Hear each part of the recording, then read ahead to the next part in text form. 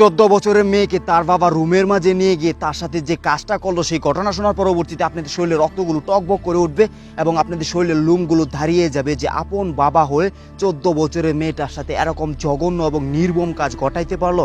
তো শুধু এই ঘটনাটা ঘটে গেছে গাজীপুরে। এই ঘটনাটা যদি আপনারা সম্পূর্ণ শুনেন, সত্যি আপনারা অবাক হয়ে যাবেন। আসলে এই ঘটনাটা বর্ণনা আমি কিভাবে করব সেই ভাষাটাই আমি খুঁজে পাইতেছি না, যে একজন বাবা তার আপন মেয়ের সাথে 14 বছরের মেয়ের সাথে এরকম জঘন্যময় ঘটনা ঘটাতে পারে। তো দর্শক চলুন আমরা বেশি দেরি না করে মূল ঘটনাটা আলোচনা করি। তার আগে আমরা ওই মেয়েটার মায়ের মুখ থেকে অল্প একটু কথা শুনে নিই, তাহলে ক্লিয়ার হয়ে যাব যে তার বাবা রুমের মাঝে নিয়ে মেয়েটার সাথে কি কি কাজ করেছে। এই কথা বললে ওরা বাপ মেয়ে ঘরেতে ঢুকছে, আমি বাইরে দাঁড়াইয়া ছিলাম।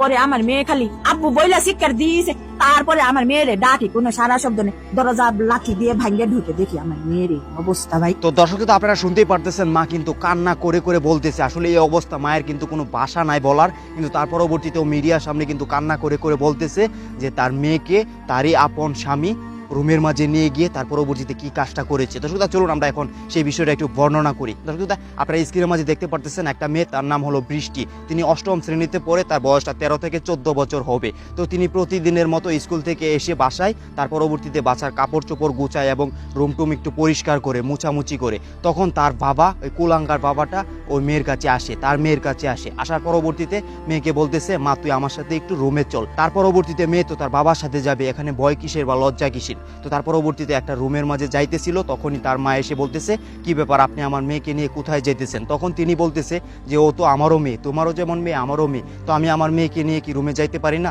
একটু একাকিত্বভাবে আলাপ করতে পারি না? তখন তার মা ভাবলো, হ্যাঁ এটা তো স্বাভাবিক, প্রত্যেক বাবারই অধিকার আছে তার মেয়ের সাথে কথা বলার জন্য। তো দর্শক তার পরবর্তীতে ওই মেয়েটাকে নিয়ে তার বাবা রুমের মাঝে গেল এবং রুমের মাঝে যাওয়ার পরবর্তীতে তৎক্ষণাৎভাবে কিন্তু রুমের দরজাটা বন্ধ করে দিল।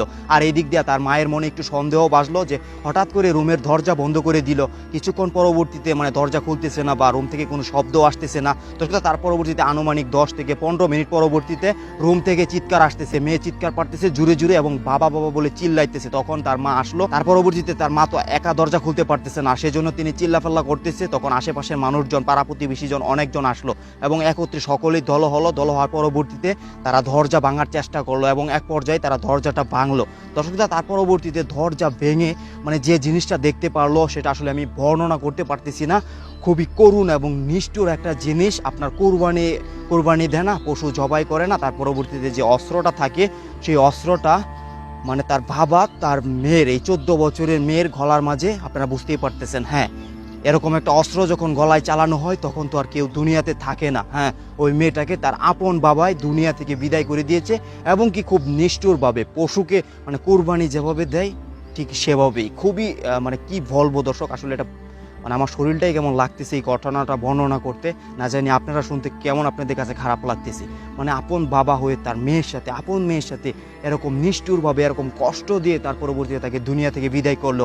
সত্যি এই বিষয়টা এখন পর্যন্ত সঠিক কোনো বিষয় জানা যায়নি যে কি কারণে তার বাবা তার মেয়েকে এভাবে দুনিয়া থেকে বিদায় করে দিয়েছে। এটা এখনও রহস্যজনকভাবেই রয়ে গেছে। তো পুলিশ তদন্ত করতেছে, তো আশা করি খুব দ্রুত বেরিয়ে আসবে। তো তার পরবর্তীতে আপনাদেরকে সম্পূর্ণ বিষয় বিশ্লেষণ করে জানানো হবে। তো সেই পর্যন্ত অবশ্যই আপনারা সাথে থাকবেন এবং ভিডিওর অতিরিক্ত পরিমাণে শেয়ার করে দিবেন এবং এরকম মন্দ কাজ হতে সবাই দূরে থাকবেন। সেজন্য মানে ওই ভাবাটার কি শাস্তি হওয়া উচিত, শাস্তি যেই করুক না কেন, অপরাধ যেই করুক না কেন, তার অবশ্যই সাজা হবে। তো তার কি সাজা হওয়া উচিত তা কিন্তু অবশ্যই কমেন্ট বক্সে জানিয়ে দেবেন। তার সাথে আজকের মতো ভিডিওটা এখানে শেষ করতে যাচ্ছি। পরবর্তী কোনো ভিডিওতে খুব দ্রুত দেখা হবে। সে পর্যন্ত ভালো থাকুন, সুস্থ থাকুন। আর অবশ্যই বরাবরের মতো কথা কিন্তু একটাই, মন্দ কাজ থেকে বিরত থাকুন। ধন্যবাদ সবাইকে। আসসালামু আলাইকুম।